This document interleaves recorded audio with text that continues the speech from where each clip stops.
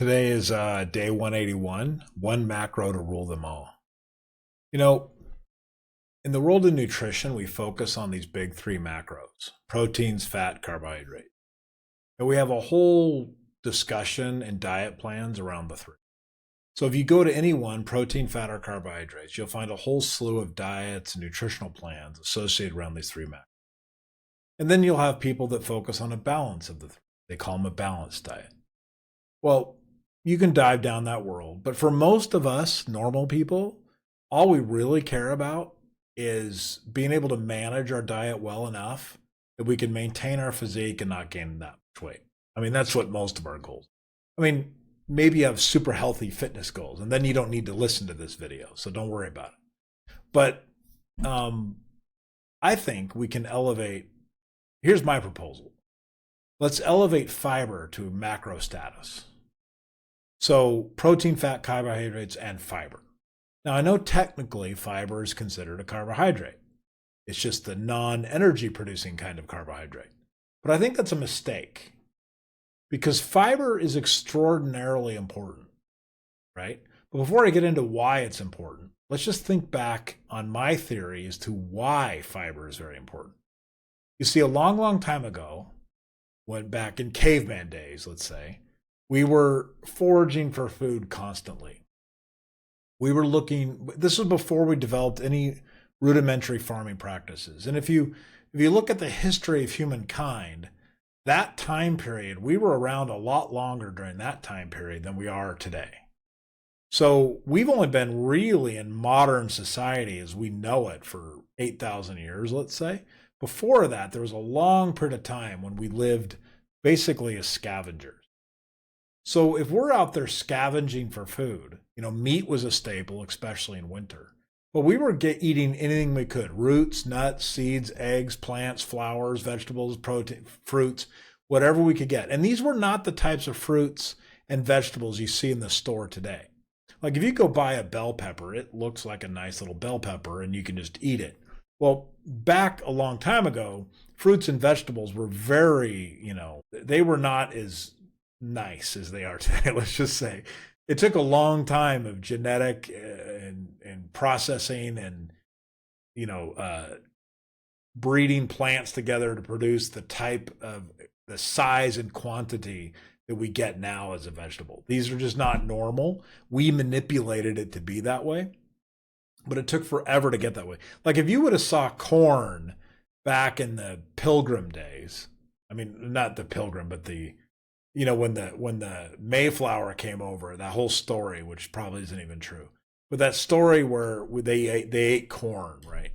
Well, the corn back then is nowhere near what the corn is today. I mean, we're talking, they were really small and the kernels were very hard and, they were not what they are today. So anyway, what I'm trying to say is we were eating anything we could and we were getting a lot of non-consumable food in our diet: plant fiber, casings, shells, debris, all this stuff we were getting into our intestinal tract as part of our food scavenging process.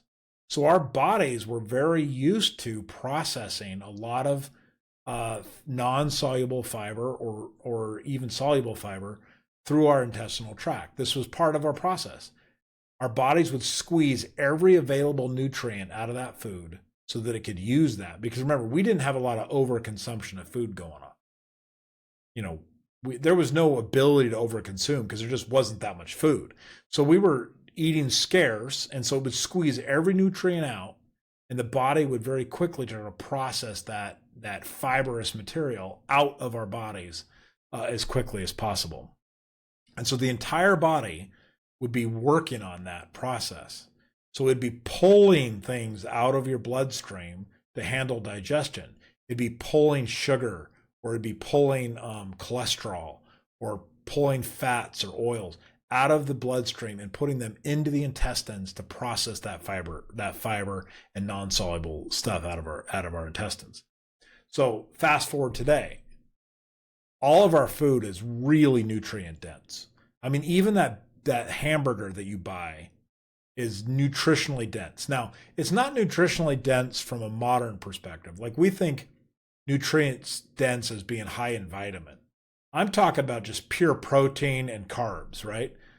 Protein, carbs, and sugar, things like that. Fats, proteins, carbs.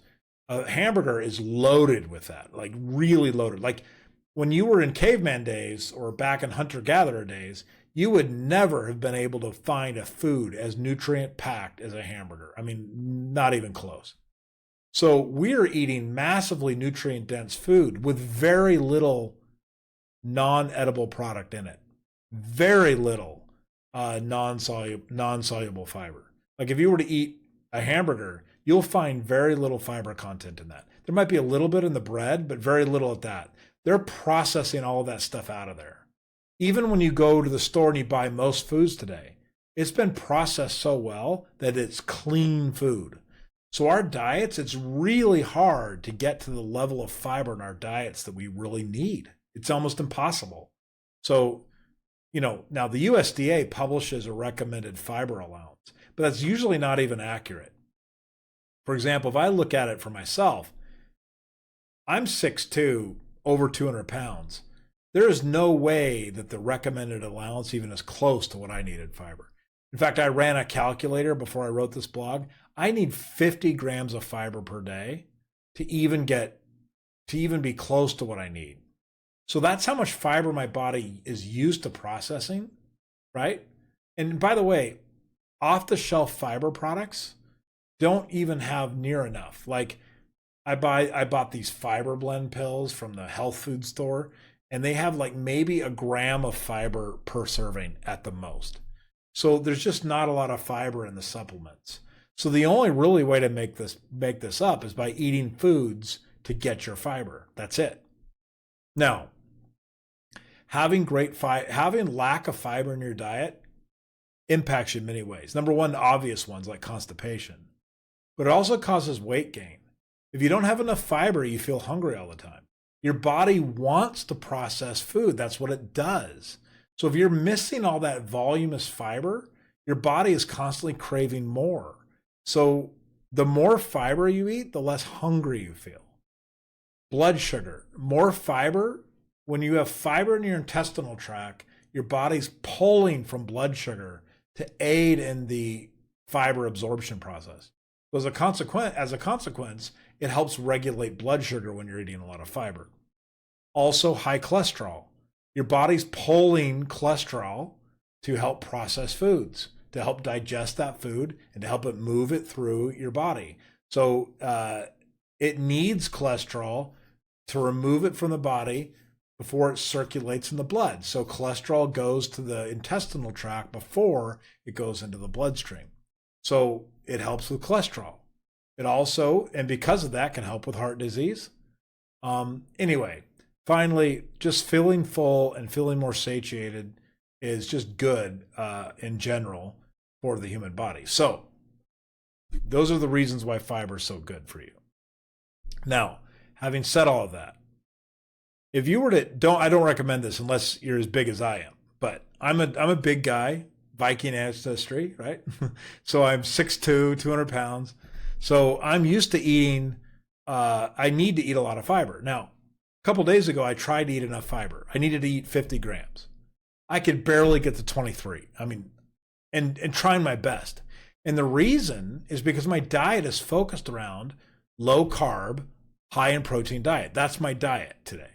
So I had a really hard time getting enough fiber in my diet, almost impossible. I couldn't even get to half my fiber. So then I started looking for ways to do better. So for example, my wife recommended that I use black rice, or what they call forbidden rice. That has 4 grams. So I was eating white rice to up my carb content because I needed more carbs in my diet. So I started eating white rice while I would substitute that with black rice. That's 4 grams of fiber per cup. I'm now eating a lot of avocados. Avocados have a lot of fiber, like 14 grams for one avocado of fiber content. I'm eating a lot of berries now instead of snacks, like raspberries have 6 grams of fiber per cup. Almonds and almond flour as a substitute for normal wheat flour. Almond flour has 13 or 14 grams of fiber per 100 grams of food. Chia seeds. I don't like flax seeds as much, but chia seeds doesn't taste like much, and you can put it over anything, and it doesn't really change the taste of your food. So chia seeds gives you 34 grams of fiber for 100 grams of food. Popcorn, when you're feeling really hungry and you want a snack, that's a really great source of fiber. And then lentils, Brussels sprouts. The point is that all of these foods are whole foods, right? Whole, real foods. So you get the idea. If you were to simply, here's my new diet plan. Instead of counting fat or counting proteins or counting carbs, instead of worrying about all that, here's my new plan. I'm just going to simply count fiber. If I spend my day trying to get enough fiber for my daily allocation of fiber, by the time I'm done, I will have eaten a very healthy, balanced whole food diet that is probably really good for me, and I'll feel better about myself. I'll feel better. So my goal now is to simply to count the amount of fiber I get in my diet. So I today, as of the recording of this video, I'm at 34 grams of fiber today. I've still got to eat dinner, so I'm hoping to add some more to my dinner tonight to get to 50. But anyway, I thought this would be interesting. It's helpful to me, and that's all I got to say. Bye.